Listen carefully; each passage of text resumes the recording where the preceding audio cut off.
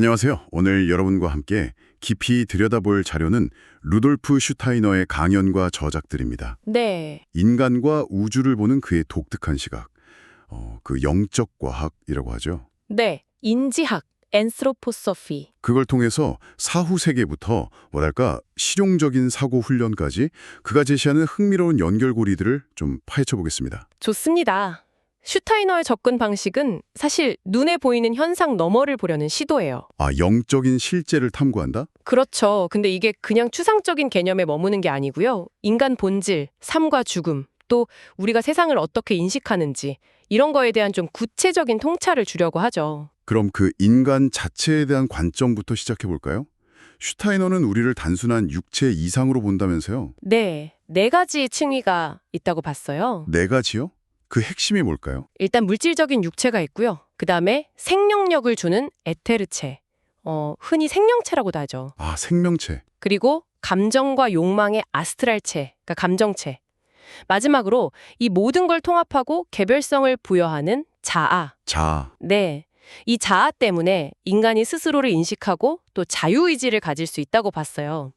동물이나 식물과는 다른 좀 독특한 영적 잠재력을 지닌 존재라는 거죠. 그렇군요. 그럼 죽음 이후에는 이 구조가 어떻게 변하는 건가요? 그냥 사라지는 게 아니라는 거죠. 맞아요.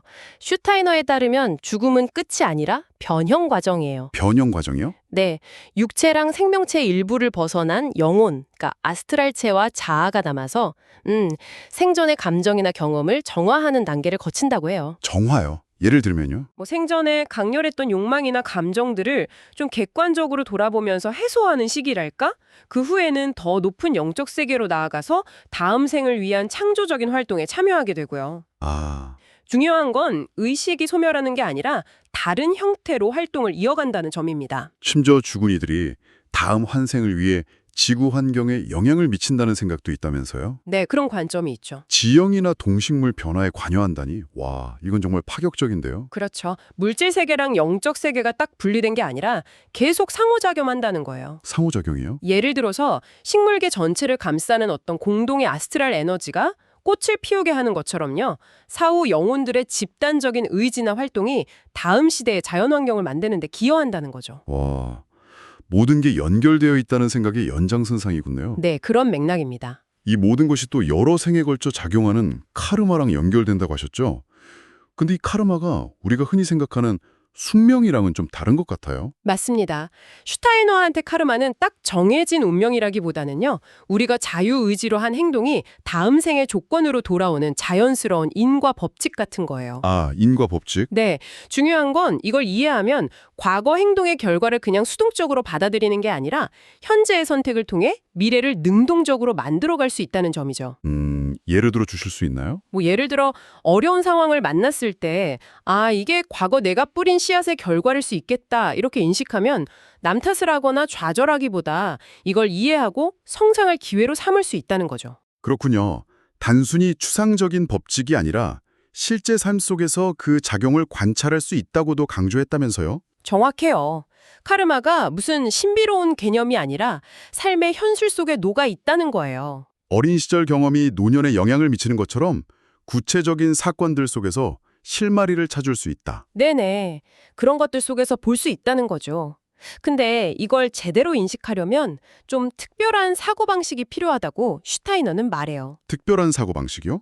바로 실용적 사고인데요. 여기서 말하는 실용적 사고는 그냥 문제 해결 능력 뭐 이런 거랑은 좀 달라요. 고정관념에 얽매이지 않고 현실을 있는 그대로 관찰하는 능력, 이걸 말하거든요. 아, 현실을 있는 그대로 본다. 흥미롭네요. 어떻게 훈련할 수 있을까요? 슈타이너는 예를 들어서 매일 날씨 같은 평범한 현상을 아주 주의 깊게 관찰하고 그 이미지를 왜곡 없이 마음속에 생생하게 그려보는 연습을 제안해요. 마음속에요? 네, 성급하게 판단하거나 해석하지 말고요. 그냥 대상 자체가 관계성을 드러내도록 기다리는 거죠. 아, 괴테가 했던 대상적 사고랑 비슷하다고요? 맞아요.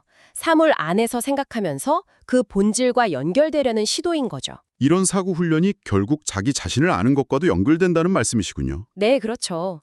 내면만 들여다보는 게 아니라 오히려 외부 세계와의 관계 속에서 나를 발견한다. 이 관점 신선한데요. 네. 너 자신을 알라는 고대 격언 있잖아요. 네. 시타이너는 이걸 세상 속에서 너 자신을 알라 이렇게 해석해요. 타인과의 관계, 내가 세상과 맺는 상호작용 속에서 비로소 진짜 자기를 인식할 수 있다는 거죠. 아, 내면과 외면이 분리된 게 아니라 하나다. 그렇죠. 하나의 현실이라는 통찰이에요. 그런데 슈타이너는 현대사회가 점점 물질주의로 흐르면서 이런 영적 통찰이나 사후세계에 대한 감각을 잃어가고 있다고 좀 우려했다면서요? 네, 많이 우려했죠.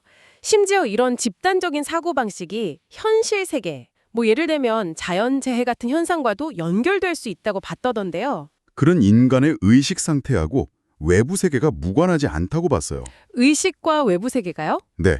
그러니까 극단적인 물질주의적 사고가 만연하면 영적 세계와의 연결이 약해지고 이게 그냥 개인의 문제를 넘어서 지구 전체의 균형, 뭐랄까 일종의 지구 카르마에도 영향을 미칠 수 있다는 경고였죠. 지구 카르마. 와, 스케일이 크네요. 네. 모든 게 연결되어 있다는 그의 관점에서 보면 우리의 집단적인 사고방식이 물리적 현실에 영향을 미칠 수 있다는 가능성을 제기하는 거예요. 그럼 이 흐름 속에서 골고타 사건, 즉 그리스도의 죽음과 부활이 중요한 전환점이었다고 해석하는 이유는 뭔가요? 역사적 사건이 어떻게 영적인 의미를 갖게 되는 거죠? 슈타이너에게 골고타 사건은요.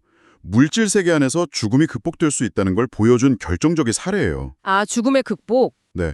인간 영혼이 물질의 한계를 넘어설 수 있다는 가능성을 역사적 현실 속에서 증명했다는 거죠. 그래서 희미해져 가던 영적 세계에 대한 인식을 다시 밝히는 어떤 빛 같은 역할을 했다고 봐요. 물질계의 사건이 영적 세계에 직접 영향을 미친다. 그렇죠. 그리고 그 반대도 가능하다는 상호 연결성을 보여주는 중요한 상징으로 본 거죠. 또 깊고 넓은 차원과 연결되어 있을 수 있다는 그런 가능성을 마주하게 되네요. 세상을 보는 또 다른 창을 열어준 느낌입니다. 그렇습니다. 오늘 나눈 이야기들은 결국 여러분께 이런 질문을 던지고 있는지도 몰라요. 어떤 질문일까요? 당신의 생각과 행동 하나하나, 그리고 세상을 이해하는 당신만의 방식이 과연 이 한 번의 삶을 넘어서 보이지 않는 세계와 미래, 그리고 어쩌면 이 행성 전체의 운명과 어떻게 얽혀 있을 수 있을까 하는 질문이요. 와... 한번 곱씹어 볼 만한 질문인 것 같습니다.